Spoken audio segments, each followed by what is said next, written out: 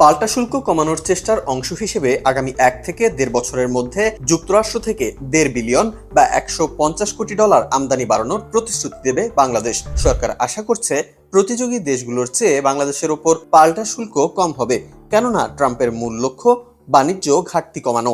এজন্য বাংলাদেশ নতুন করে যে পরিমাণ আমদানির পরিকল্পনা করছে তাতে যুক্তরাষ্ট্র থেকে আমদানি বছরে অনেকটাই বাড়বে।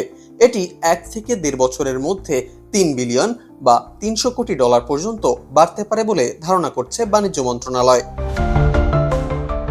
এদিকে বাংলাদেশের পণ্যের উপর 35% পাল্টা শুল্ক কমানোর লক্ষ্যে তৃতীয় দফায় আলোচনার জন্য যুক্তরাষ্ট্রের উদ্দেশ্যে গতকাল সোমবার সন্ধ্যা 7:30টায় ঢাকা ছেড়েছে বাণিজ্য উপদেষ্টা শেখ বশিরউদ্দিনের নেতৃত্বে একটি দল। প্রতিনিধি দলের বাণিজ্য উপদেষ্টার সঙ্গে রয়েছেন জাতীয় নিরাপত্তা উপদেষ্টা খলিলুর রহমান, বাণিজ্য সচিব মাহবুবুর রহমান এবং অতিরিক্ত সচিব ডক্টর নাজনীন কাউসার চৌধুরী। তারা ওয়াশিংটনে যুক্তরাষ্ট্রের বাণিজ্য প্রতিনিধি ইউএসটিআর কার্যালয়ের কর্মকর্তাদের সঙ্গে স্থানীয় সময় মঙ্গলবার থেকে শুরু করে আগামী বৃহস্পতিবার পর্যন্ত 3 দিন আলোচনা করবেন।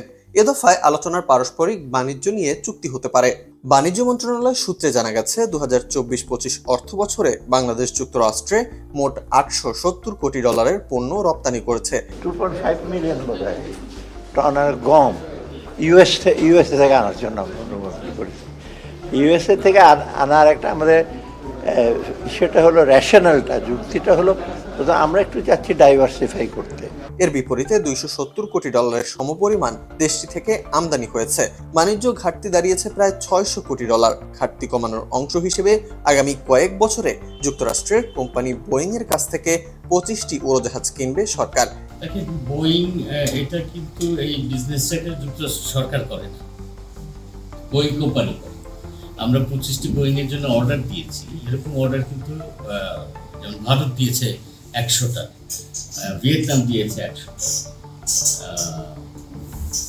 ইন্দোনেশিয়া দিয়েছে 50টা, এরকম বিভিন্ন দেশ দিয়েছে।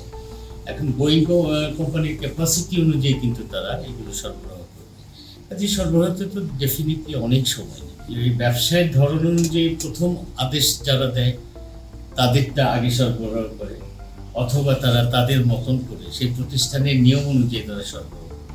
আমাদের ইমিডিয়েট কিছু একটা দরকার, আমাদের 2-1 বছরের মধ্যে দরকার। হয়তো আমরা 2-1 বছরের মধ্যে কিছু পাবো, কারণ আমাদের বিমানের তো বহর বাড়াতে হবে এবং সেই পরিকল্পনা সরকারের বেশ আগে থেকেই ছিল।